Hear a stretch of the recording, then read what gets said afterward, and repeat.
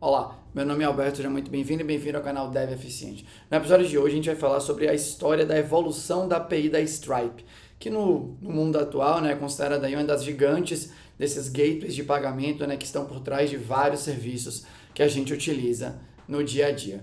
Beleza? Então, só para você entender, né, aqui rapidinho o que a gente vai falar aqui no episódio, acho que basicamente ali, né, a coisa principal é a API Stripes vinha aí de uma evolução, né, de mais de 10 anos. A empresa, se eu não me engano, começou a operar em 2011 ou 2010.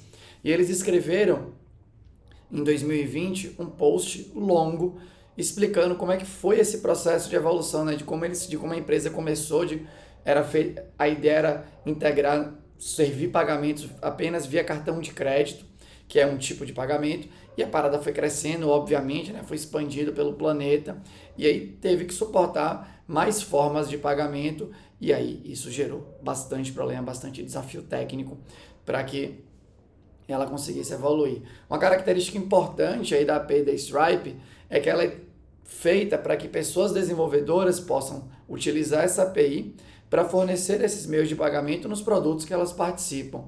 Então, além de ser uma API, ela é uma API que é um produto, de fato. Então, você tem que ter uma preocupação muito intensa em como que você vai servir aquele produto para as pessoas, porque elas precisam utilizar aquilo da maneira mais fácil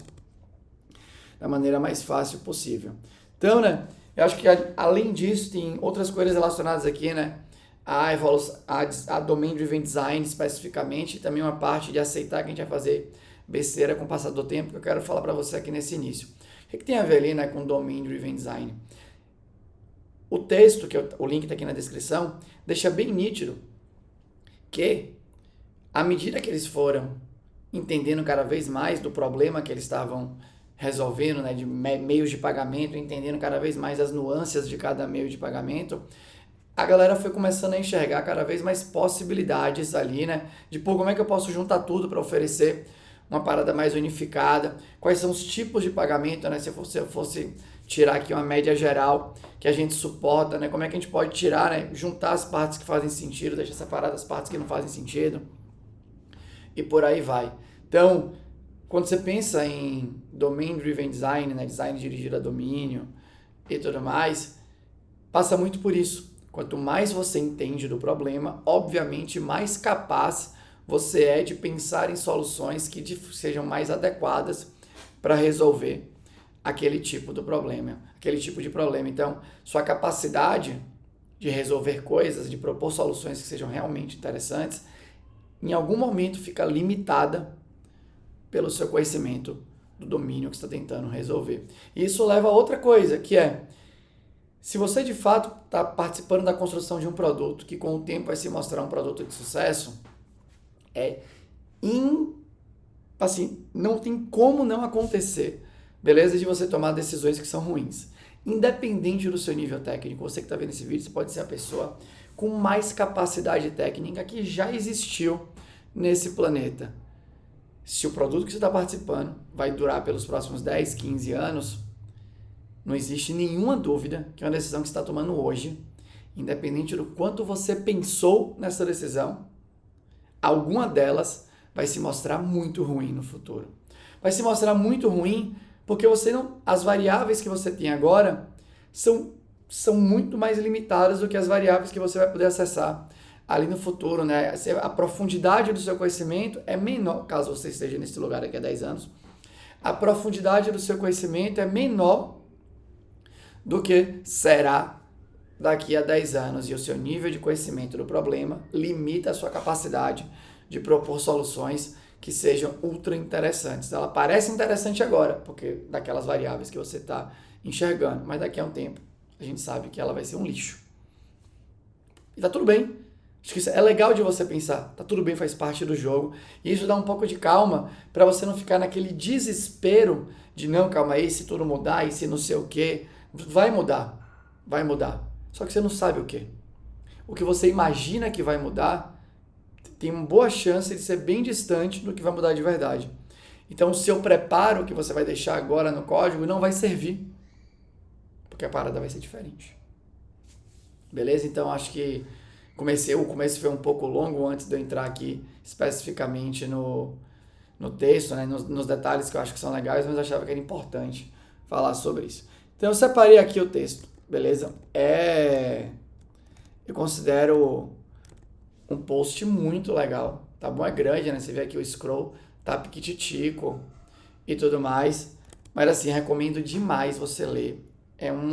Eu, assim, né, eu não tive acesso a tantos textos públicos de empresas aí, né, que são famosas e tal, contando com tanto detalhe a evolução da sua arquitetura e tudo mais, né? Tem textos legais, você vai no Netflix, tem também textos legais e tal, mas aqui é uma parada maior, né, mais ampla, falando do produto principal ali daquele lugar, né? Então, eu gostei bastante, eu vou falar agora um pouco sobre ele com você. Então, eu vou navegando aqui e mostrando, beleza?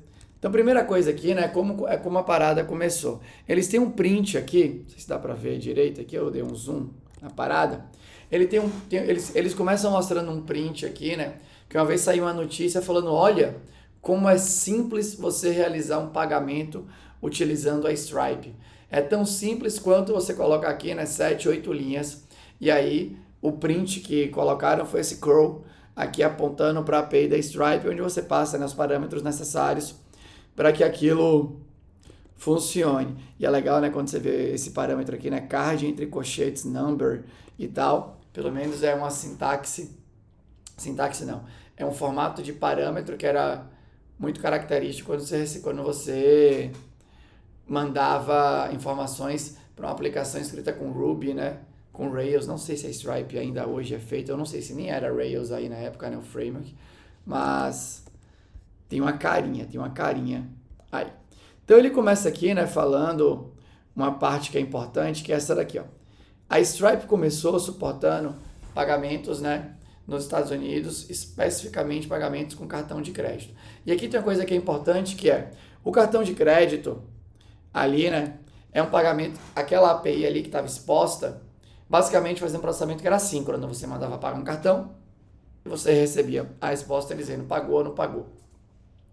E isso era, de novo, né, o jeito que estava exposto era fácil para quem precisava integrar, é mesmo, né, uma chamada de API só para você fazer o pagamento passando ali os dados.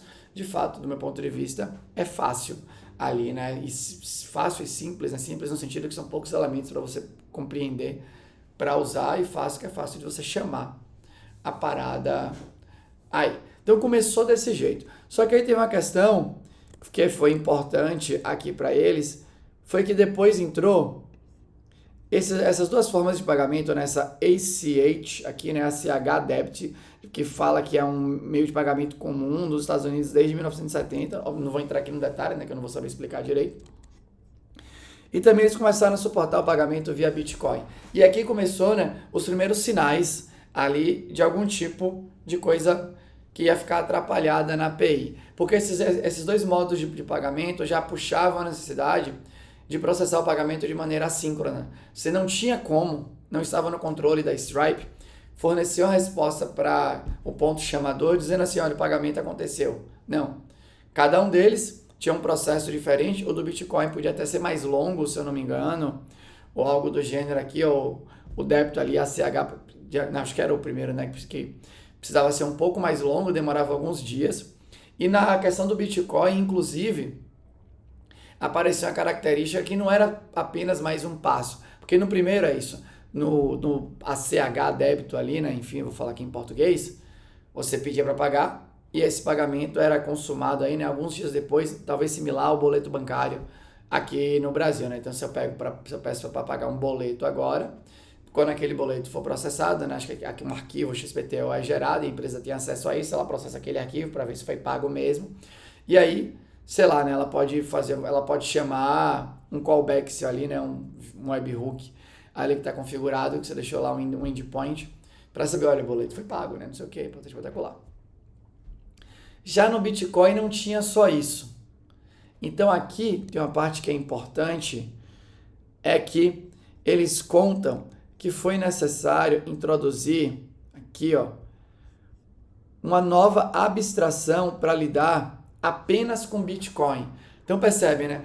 começou querendo processar o pagamento de maneira síncrona, com um tipo de pagamento que era o cartão de crédito. Surgiram outros dois tipos de pagamento e a equipe naquele momento, né, entendeu que, pô, não, dá para acomodar a parada aqui. Acomodou. Se agora, né, o pagamento tinha um status, então ele estava pending, né, não sei o que e tal. Só que aí, nessa tentativa de acomodação, perceberam que, calma aí, pô, o fluxo do Bitcoin é diferente.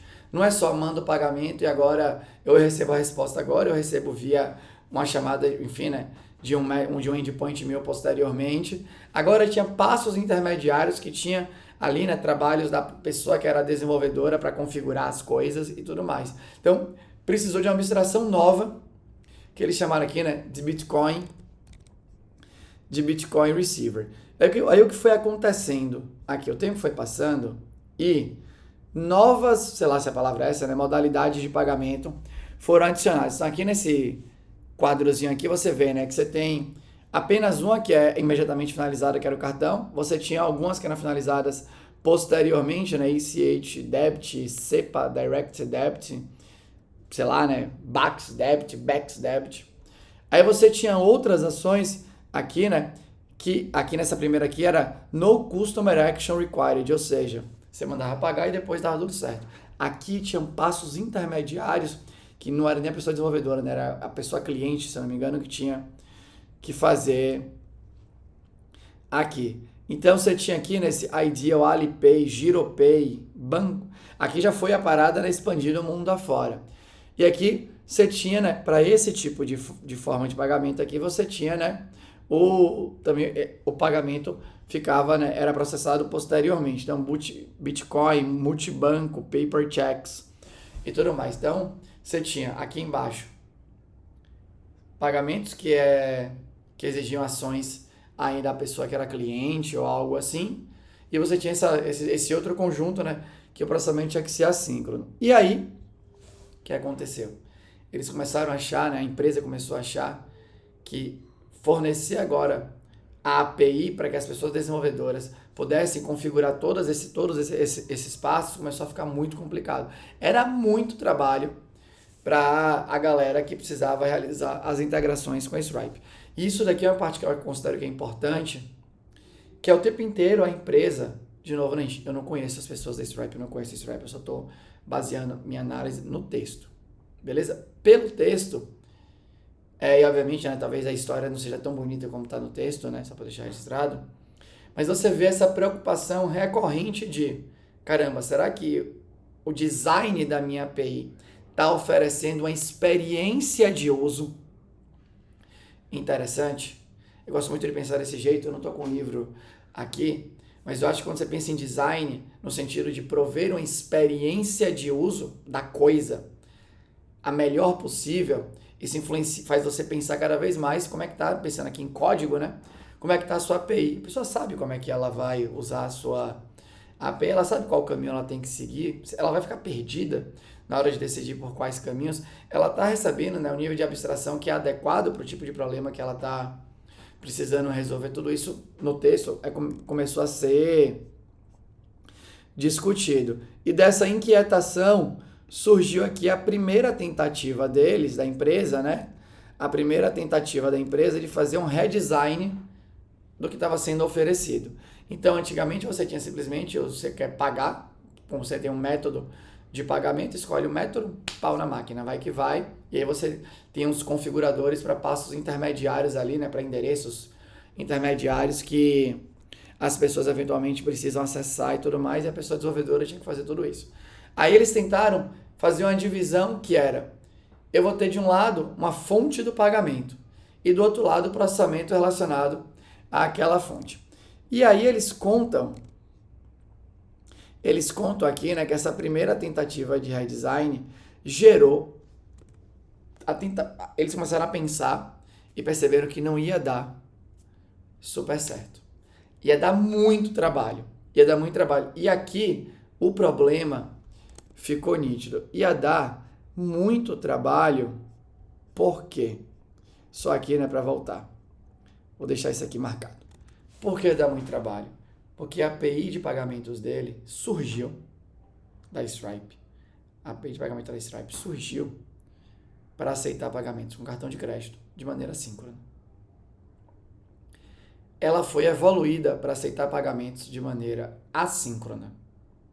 Depois ela foi evoluída, aquela mesma base que não tinha sido pensada para nada disso, foi evoluída para aceitar pagamentos de maneira assíncrona que exigiam passos intermediários de quem estava pagando.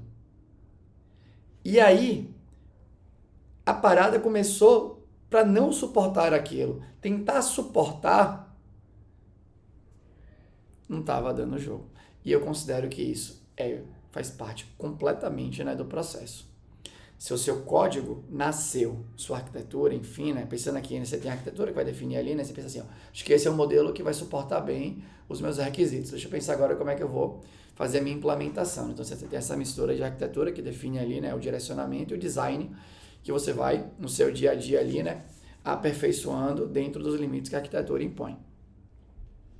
Mas quando você pensa aqui no caso, né, no design da sua API, do seu código em si, para ir para um caminho, e você não visualiza nada, um possível outro caminho, passa a ser muito difícil essa evolução mesmo. Passa a ser muito difícil. Porque parece que você fica, né, ele fala aqui, ó, tem uma parte aqui no texto que eu acho que é legal, que ele fala assim, poxa, teve uma hora que parecia que a gente estava querendo criar uma espaçonave a partir de um carro. Então a gente começou a acreditar, né, que a gente ia adicionar pedacinhos de coisas nesse carro e uma hora ele ia poder voar. Nessa época que ainda não tinha sido lançado, né, o Velozes e Furiosos 8 ou 9, que o carro de fato foi lá para a Lua, foi lá para o espaço e tudo mais, mas é um pouco daquilo.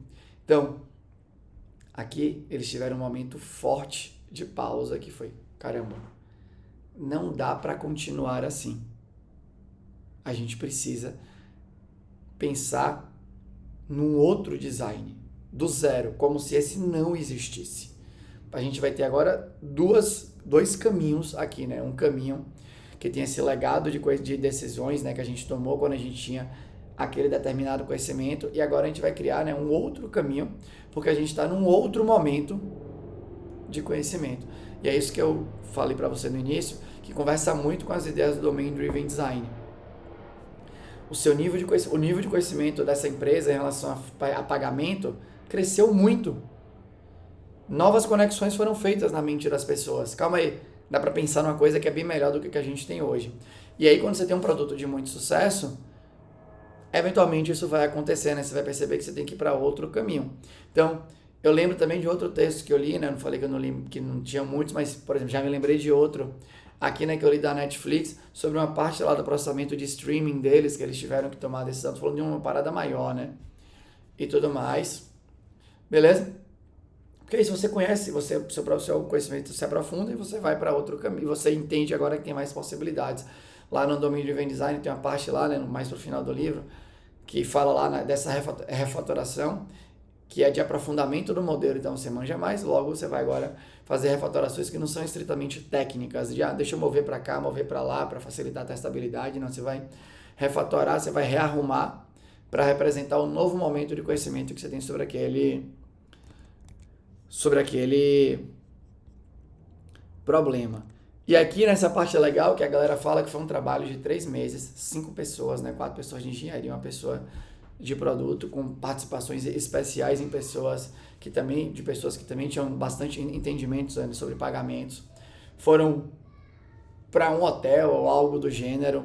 Ali é contado isso aqui, né? Então aqui tem a quarto aqui, né, que coisa aconteceu. Eu falo aqui, ó, do processo de reflexão da galera pensando e tudo mais. Fala aqui, né, de alguns detalhes que pareciam importantes quando estavam trabalhando juntos no mesmo quarto, no mesmo lugar, né, e tal. Mas saiu ali, né, em 2018, saíram com essa API que era agora separada entre Payment Intents e Payment Methods. Então você tinha duas partes separadas, e aí é explicado aqui no texto, né, como a galera conseguiu chegar numa API que de fato conseguia acomodar as mais variadas formas de pagamento e já naquele momento, sim, preparada para suportar novas formas de pagamento que ainda, enfim, né, vão chegar para Stripe e, ao mesmo tempo, fornecendo um uso facilitado para as pessoas desenvolvedoras que vão ter que realizar as integrações. E aqui eu quero fazer um ponto importante, que, de novo, né, o lance da limitação do conhecimento. Lá em 2018, quando foi lançado, a Stripe tinha aquelas formas de pagamento que elas analisaram, uma por uma e tal, para identificar coisas em comum, para conseguir separar as coisas também e tal. E aí saiu com essa API, já pensando em mais coisas. Olha, agora a gente sabe, né, que vai querer suportar todo tipo de pagamento, não sei o que e tal, e obviamente tentou acomodar isso na API. Mas Deus sabe quais são os novos meios de pagamento que vão surgir com o passar do tempo. E se a Stripe ainda for a empresa que tiver aí, viva, ela ainda está hoje, né? De vez em quando o que pensaram ali que era massa, talvez não suporte mais. Mas, de novo, faz parte do jogo. Acontece. Então, você sempre vai estar limitado pelo seu nível de conhecimento naquele momento. Então, aqui, né, é explicado toda essa parte, né, dos payment methods e payment intents. E explica aqui como é que é suportado, né, esse lance de, eu tenho uma API, um fluxo de pagamento, né, que requer a ação da pessoa cliente e tudo mais, e aí explicado aqui, né, os possíveis estados e tal. Só que aí uma coisa que foi legal aqui, ó, é que lá quando foi o processo de lançamento, né, durou aqui entre 2018 e a 2020, e nesse processo de lançamento, acho que essa é uma parte muito legal que de novo fala sobre experiência de uso, começou a ser percebido ali, né, uma dor nas empresas, né, com seus times de desenvolvimento que estavam se integrando com a Stripe, que várias empresas só queriam usar cartão de crédito. E teve uma mudança significativa no desenho da API, é que agora ela, por default, era assíncrona. Então, mesmo quando você queria pagar via cartão de crédito, tinha que ser configurado um endpoint que seria acionado ali, né, quando o processamento fosse concluído. Então, era padrão. Então, isso acomodava o pagamento de cartão de crédito e também, né, processamento assíncrono acomodava os outros tipos de pagamento, que obviamente é processamento tardio. Só que a galera começou a ficar incomodada e que falou assim, poxa, eu só queria fazer uma chamada e receber uma resposta.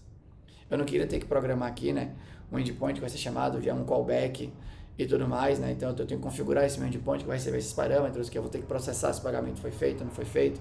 Talvez eu tenha que lidar, né, com chamada duplicada, triplicada para aquele endpoint, por qualquer motivo que seja, né, que eu não vou querer dizer que o pagamento foi processado 2, 3 vezes para o meu cliente. Então talvez eu tenha que fazer essa parada mais idempotente, aqui, né, já fazendo um pouco de suposição.